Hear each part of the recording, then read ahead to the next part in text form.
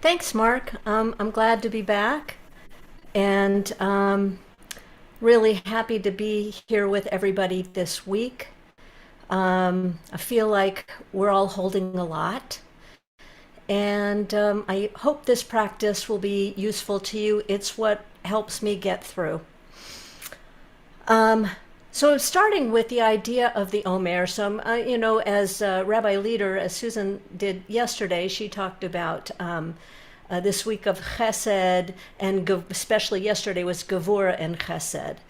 And I'll just remind us all of the background that the Omer, this period of 49 days between the second night of Passover up to the day before, and then the 50th day is Shavuot, that in ancient times, this was the time of the barley harvest.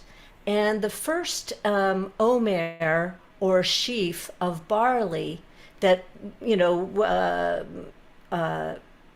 ripened was brought to the temple as an offering. So this was a gratitude offering for harvest. And in Leviticus 23, it says that you shall count off 7 weeks and they shall be complete. Sheva Shabbatot temimot tiyena. You must count until the day after the 7th week, and you shall bring an offering of new grain to Yud He Vav He. So the 7 weeks of 7 days connects to Kabbalistic theology, the Sephirotic map, which I'm not going to get into because I'm not going to get into in depth because there's a lot. We focus on the lower 7 Sephirot, and the first 3 are Chesed, Gevura, and Tiferet. Chesed, loving kindness; Gevura, wise limits; and Tiferet, this idea of balance and growth. And it also connects, so this idea of the 7 days, 7 weeks, connects the gratitude for that agricultural harvest to the idea of a spiritual harvest.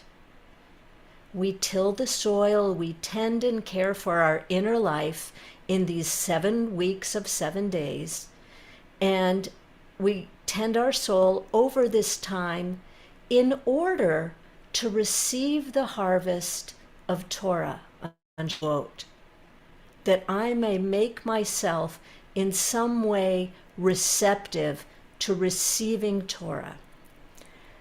So it's connecting planting with harvest, connecting liberation with receiving Torah, connecting freedom with, I'll say it, responsibility of Torah. So today I want to highlight that we begin this process with Chesed. Where do we start? We go from slavery to Seder to Chesed, to loving kindness and connection. We don't start with Gevura. We don't even start with Tiferet. We start with Chesed. Why? Well, the Kabbalists have many long and beautiful answers for that, but I only have a few minutes, so I'm going directly to the dirty dishes in my sink. All right?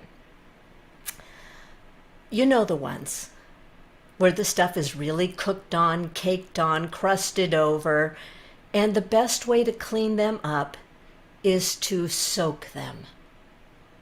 Let them sit in the water, and slowly, in their own time, with the chemistry of physical matter, the crust will release, like magic. For us, we have the opportunity, the invitation, to imagine soaking this whole week in Chesed, soaking in loving connection, to let the leftovers of slavery, all the kinds of slavery that oppress us, of oppression, of trauma, the big traumas in our world, the small traumas that might be come back up at our Seder table of between relationships, between people, and all those. Like we go forward and we bring our histories with us, but we can let them soak and lift away. Any amount. Any amount. In order to get back to our essential loving nature that is already here. Just covered up. To get back to the feeling of okayness. So leaving Egypt, leaving Mitzrayim, is leaving the narrow place. Mitzrayim is also, if we take the same letters and put different vowels under it, is Metzar Yam, the narrow sea. The Me'orei Naim taught essentially that in exile, in the exile of Mitzrayim, our people's consciousness, awareness was diminished. It was constricted like a narrow sea. But with Yetziat Mitzrayim, with leaving that place of narrowness, their awareness grew and expanded. Today is Tiferet in Chesed, as we go through those 7 weeks of 7 days. It's the third day is Tiferet in Chesed.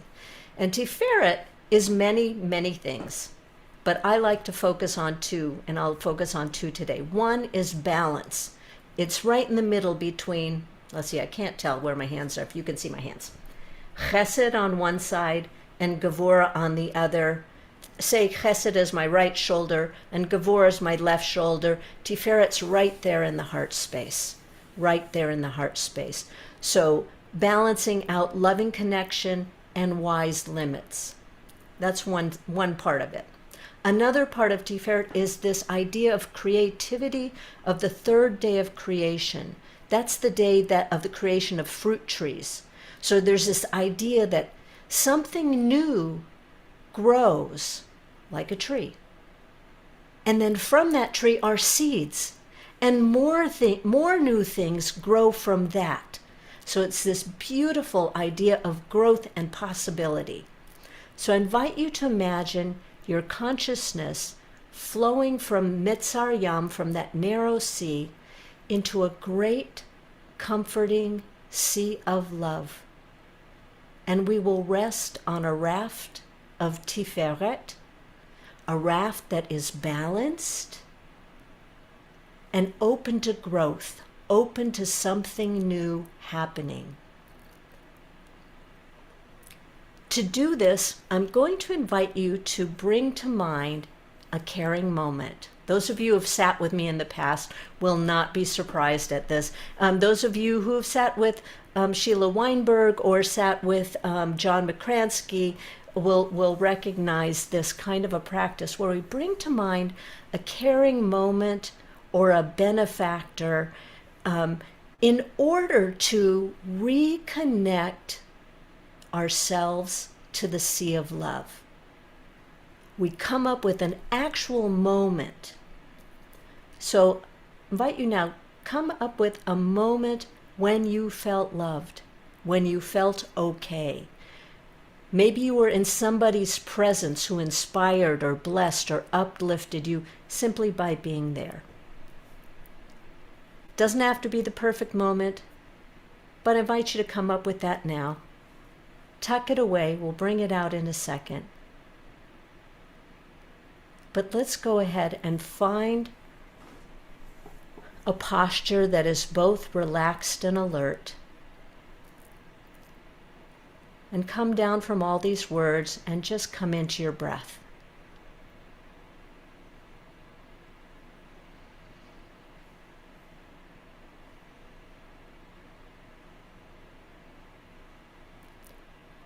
Let your attention just rest on the inhale, that feeling of fullness at the top of the inhale, a long, slow exhale, releasing worry,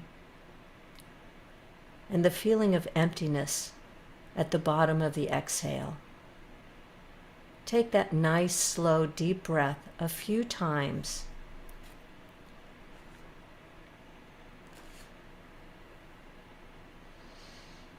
Releasing all worry as you exhale.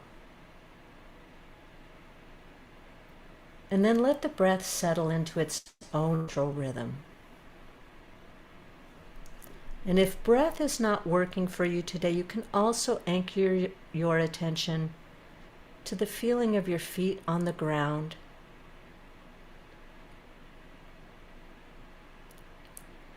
And bring to mind that caring moment. It could just be a glimpse. Doesn't have to be a whole story, just a glimpse. And remember that caring moment in its place or setting. And re-inhabit that moment as if it's happening now.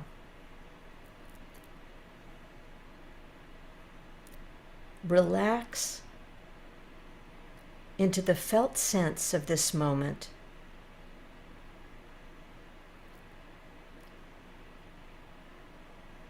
Feel yourself as if you are a narrow stream emptying into a great, comforting sea of love.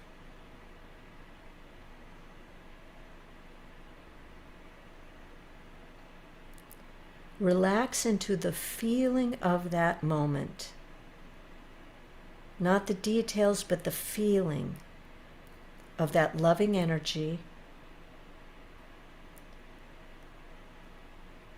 And let them infuse your whole being to the best of your ability.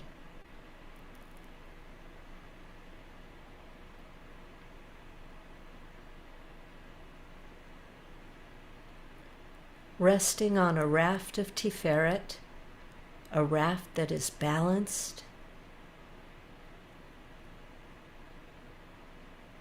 with room for something new to happen,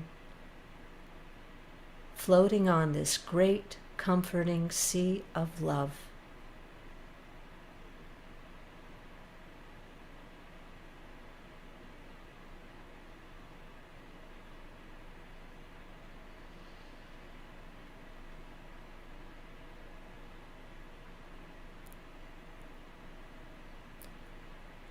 Allowing this loving, compassionate energy to infuse your whole heart and mind.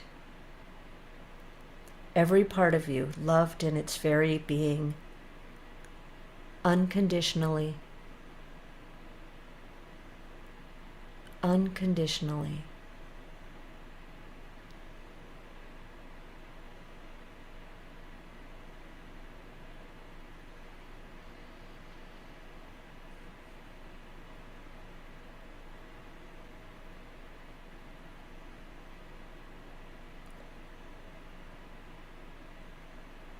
And if you notice part of you having difficulty, maybe a little resistance, a little friction, without trying to change that part in any way, just become aware of it. Become aware of that feeling in a completely accepting way, deeply allowing it to be here. Let it have the space it needs to relax. Let it find its own place in this wide, great, comforting sea of love. Let it settle in its own way, in its own time.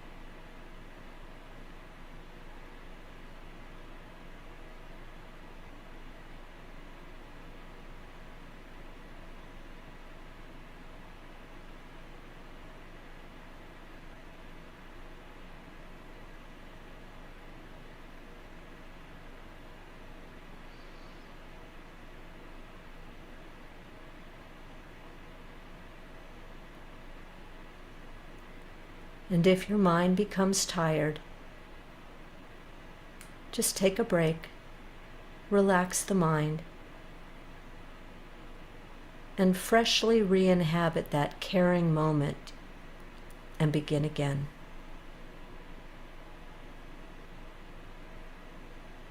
Flowing from the narrow sea into the great comforting sea of love, held steady on a raft of Tiferet, of balance and possibility.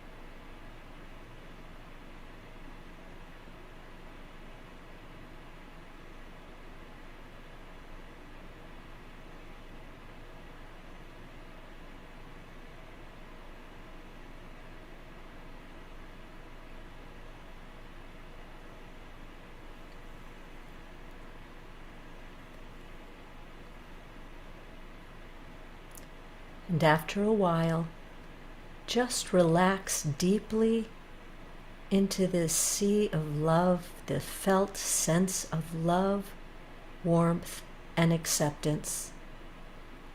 Let it help your heart and mind to trust, to release. Release all of its images and frameworks, and fall gently, completely open, like space. Let patterns of thought and feeling that arise, let them just float away, release within this utter openness of awareness, this space of warmth and deep acceptance, letting all be.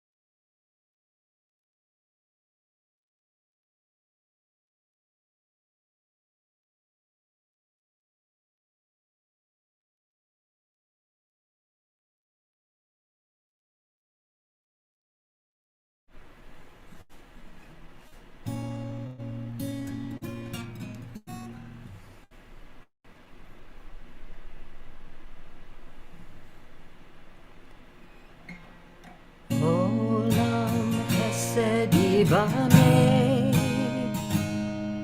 Yalla lai, yalla lai, yalla lai lai. Olam chesed yibaneh. Yalla lai, yalla lai, yalla lai lai. Olam chesed yibaneh. Yalla lai, yalla lai, yalla lai lai. Olam chesed yibaneh. Yalla lai, lai lai, yalla lai lai. I will build this world from love. Yalla lai, yalla lai, yalla lai lai. And you must build this world from love. Yalla lai, lai lai, yalla lai lai. And if we build this world from love, yalla lai, yalla lai, yalla lai lai. Then God will build this world from love. Yalla lai, yalla lai, yalla lai lai. Olam chesed yibaneh. Yalla lai, lai lai, yalla lai lai.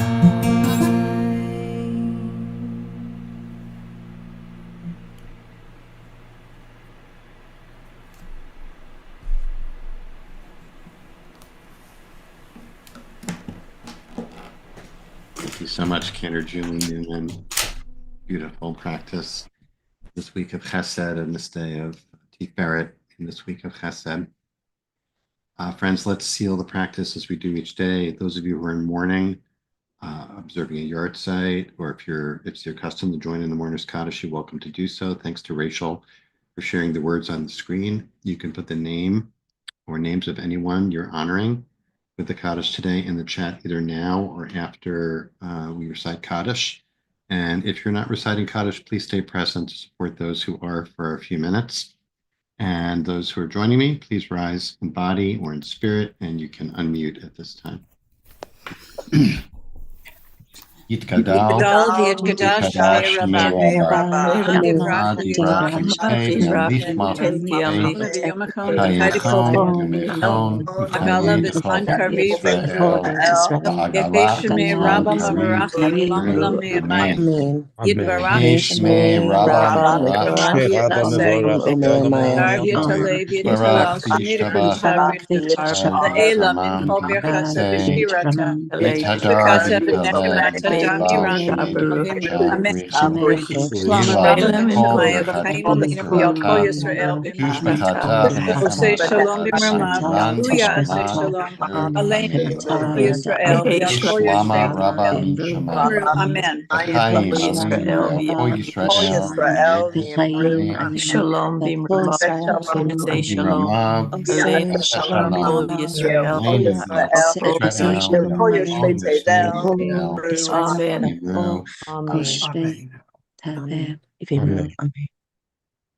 Amen. Friends, thanks so much for joining us today. Wishing everybody, again, wishing you Moedim L'Simcha in these really challenging times. May your joy be part of how we meet this moment. Thanks to Rachel Huget for holding our text space today beautifully as always, and our teacher today, our leader today, Cantor Julie Newman, of the Tiferet Project in Pittsburgh. I'm going to give you I want to give you an opportunity, Julie, to just talk a little bit about the Tiferet Project in a moment. But in the meantime, actually, Rachel, if you can put the link to the website in the chat, that would be great. People can check out the offerings, including some opportunities for longer Jewish mindfulness sets through Tiferet Project and Cantor Julie. Julie, you had me at crusty, dirty dishes in the sink. That was, and I want to thank you because I just loved that idea. It really stayed with me this whole sit of letting the water, let's say warm soapy water, um, soften, loosen, and clear away the schmutz on the plates, and how much we can learn from that. In fact, I just happened this morning. I made eggs in this pan and they just stuck to the pan. It's not a nonstick pan, and it works. This practice works much better with pans that are not nonstick pans.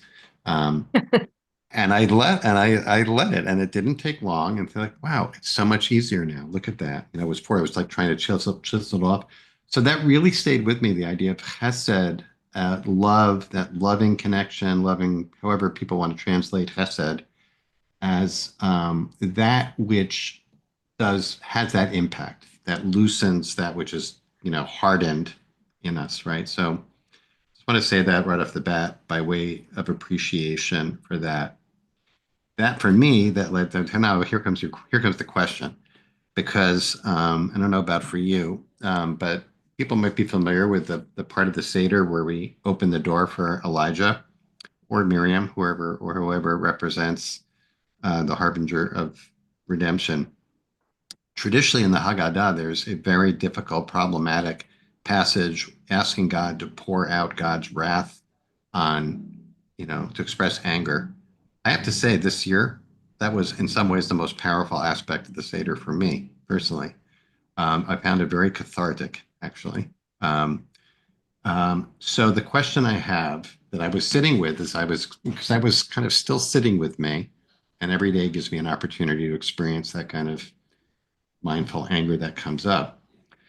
In this synthesis of chesed and then gevura, the boundaries, the judgment, and tiferet, which is that synthesis of it, I was sitting there thinking, what do I do with my anger? Is the anger the kind of the hardened schmutz on the plate that needs to be let go of, but it still has a place? Is it possible to harness the energy of anger, which comes from Dean, from that judgment? That's bad. That's good. That's bad. That's right. That's wrong. Got to do something about that. And marry it with the kind of water of Chesed, as you were describing. Like, what does that feel like? What does that look like to be able to have both? So that's my question. Yeah. It's a great question, and it shows up like every day. The anger is really good information. It is such good information. It is our deepest self saying something is really off here. Mhm. So if we take it as information, it can be really useful. If we take it as directions for how to act, we can make a mess or a war or just a terrible situation. But it is essential information, so we can't push it away. When you were talking about the dishes, it reminds me of Rabbi James Jacobson Maisels teaching, and I can't remember where he got it, but this idea of desire versus demand. I can want things to be different than they are, but I can't always demand it. I Mhm. may want this dish to be clean, but I can't just like. Mhm.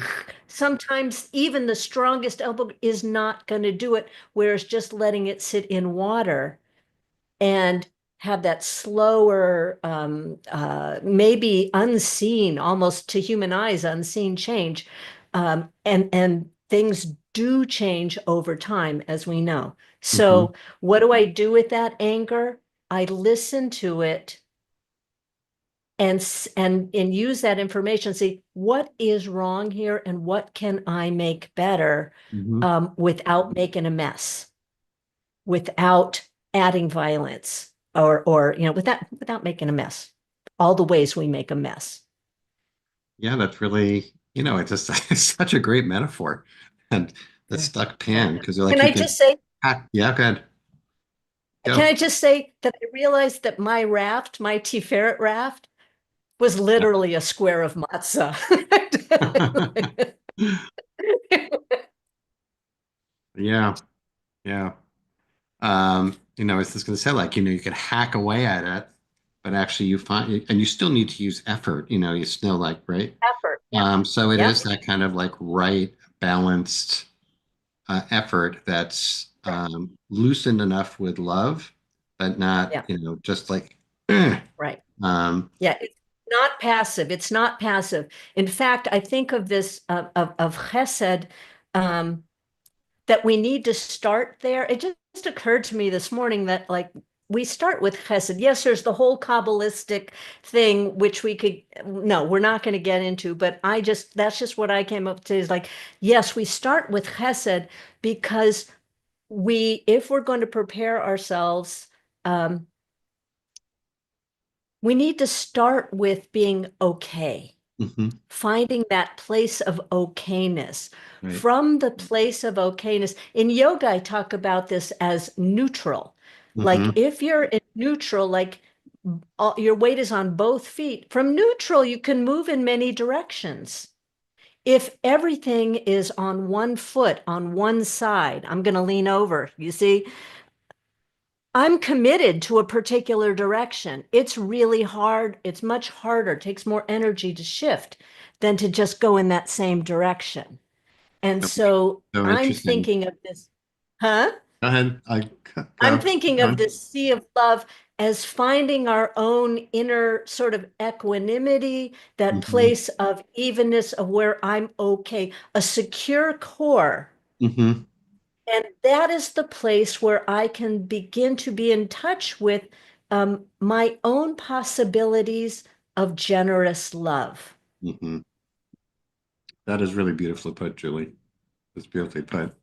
I was going to interject. I have a kid who's like a year out from learning how to drive, who was now paying attention, to the dashboard and the instruments. He said, like, why, so I said, well, he said, well, what happens in neutral? I said, nothing. He doesn't go anywhere. And he said, like, well, so what's the point? So now I've got the perfect answer. Like, that's what neutral is for. Like, you can go anywhere from neutral, right? Yeah. Um, Yeah.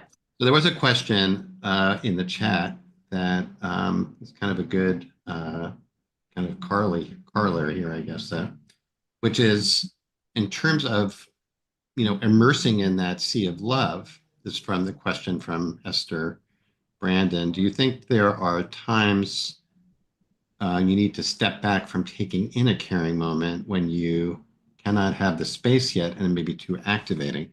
So I guess I'm interpreting that question right, Esther. Tell me if I'm wrong. That actually it might be hard for us to sit in that sea of love. Like for whatever reason, it Yeah. could be hard to take that Yeah. in. What we do Yeah. then? Yeah. So great question. And yes, there are times. So what is it that holds me back from feeling the love that is the blessing that is actually right here? It's already here. And what is holding me back? And this may or may not be what you're thinking of, but for me, one of the things that holds me back sometimes is a concern that somehow justice Hmm. is not going to be brought into the equation. Like Hmm. if I just go into love, love, love, love, love, what about responsibility and justice? Who's going to speak for that? And uh,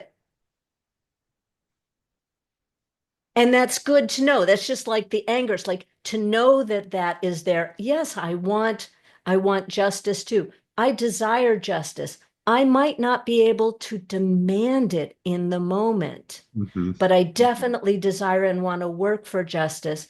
Um, and we also always work, and this may be more on point to Esther, we always work within our window of tolerance. Right. If I am not feeling love, but it's feeling oppressive. It's feeling painful, or I'm feeling myself tighten up, or there's like something hovering, or like some bad feeling. Like, oh, come back, come back. come back to a place of safety. Because the point is to reconnect with love, not to force love.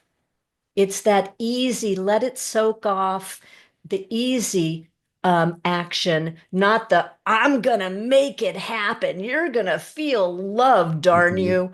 You know, it's not that. If you feel that, it's like, that's not what I meant. No, come back to where I'm gonna feel and notice and honor that other feeling if it's a feeling of fear or anxiety or whatever. Let that feeling be here. Don't push it away. Let it have all the space and time it needs to just resolve in its own way. Yeah, that's beautifully said. And there was another question, I don't see who, in the moment, I don't see who asked it, who framed that in terms of trauma, about like not being, because of traumatic experience, not being able to Right. access that. So I thought your answer is really very beautiful and so perfect, Julie. And just, just tacking on that sense of also, one could just feel a sense of support, right? In the from the floor, where you're at, whatever you're sitting on, or looking around the room, and having a sense of safety. It could substitute, like you said, going to focusing, having a sense of safety in the moment as, I Right. guess, kind of a surrogate for, you know, experiencing care and love in that moment. So thank you for that. Do you want to say a few Yeah, words but about? have that sense of safety, and then you can start again. Like you don't have to go far. Like you stay where you stay in that place of safety. Yeah. Right. Go ahead. Want I'm to sorry. say no, no. Do you want to say a few words about, what you're offering through T Ferret Project in terms of additional opportunities to sit and Sure. So we have been since 2019, we've had twice a week online meditation, Sundays at 4 o'clock Eastern and Tuesdays at 7 o'clock Eastern. And we go for an hour, and sometimes it's an hour and 15 minutes if we have a conversation going, where I'll teach for like 20. So it's a longer format. We go a little deeper. I'll when you come on, we have an initial arrival sit of just seeing what we show up with. Then I'll teach for like 20 minutes, and then we'll sit for a guided sit for 30 minutes, and then some discussion. And we've done lots of things. We've been working with the Parsha. This year we're working with the Parsha. One year we worked with Psalms. I get very excited when Kohelet season comes along. But that's basically the practice, and you can sign up to get reminders and get the link at the tiferetproject.org website. yeah. Thanks. And thanks, Rachel, for sharing the link in the chat.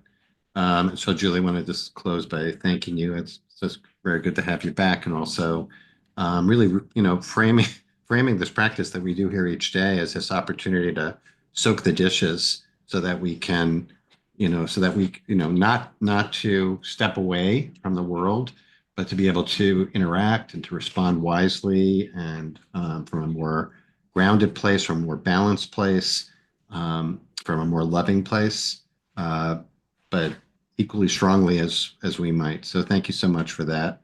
And we'll be back to soak the dishes tomorrow at our usual time. Bring your crusty dishes and pots and pans, and we'll loosen it up a little bit together. Kat Corin will be leading us tomorrow, and Rabbi Brian Yosef Shacker Brooks will be leading us on Friday to sit into Shabbat and the closing days of Pesach. Really good to be with everyone during the Chag, and sending blessings to everyone.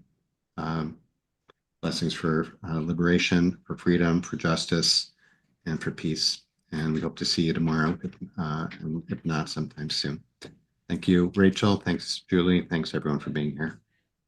Thanks, Mark. Thank you, everybody.